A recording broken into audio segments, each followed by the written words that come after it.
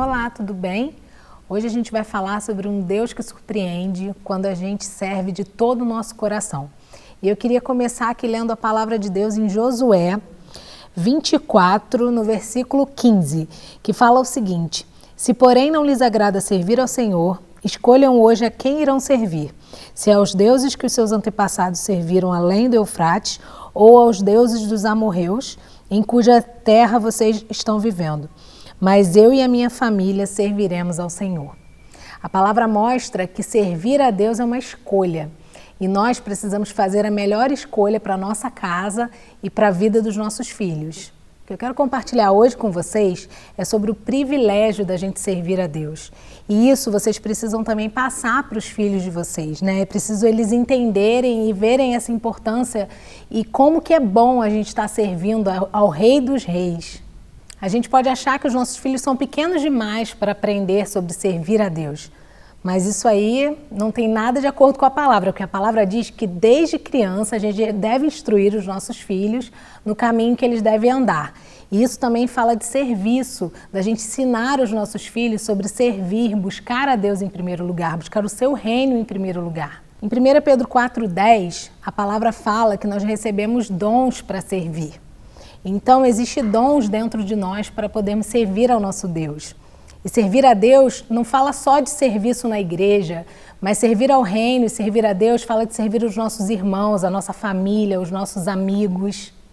Jesus não veio para ser servido, ele veio para servir. Então, com o próprio Jesus, a gente aprende sobre servir. Como já falamos em aulas anteriores, para os nossos filhos, nós somos os maiores exemplos. Como está a nossa vida de serviço ao Rei, ao reino de Deus?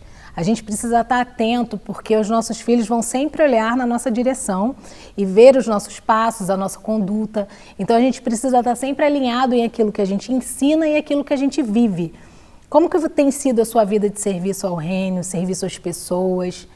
E o seu filho vai sempre olhar para você em como você tem agido nessa área.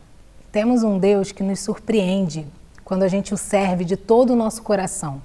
Vamos ministrar isso à vida dos nossos filhos, para que eles também sejam surpreendidos pela graça, pelo favor e pelo amor do Senhor.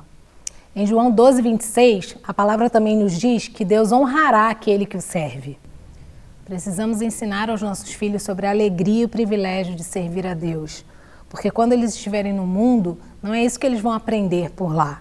Então é preciso que essa palavra, essa semente esteja bem lançada no coração deles, porque assim, quando eles estiverem na sua faculdade, nas escolas, entre os seus amigos e famílias, eles vão ter prazer em servir. A palavra de Deus também nos diz que a gente deve amar o próximo como a nós mesmos.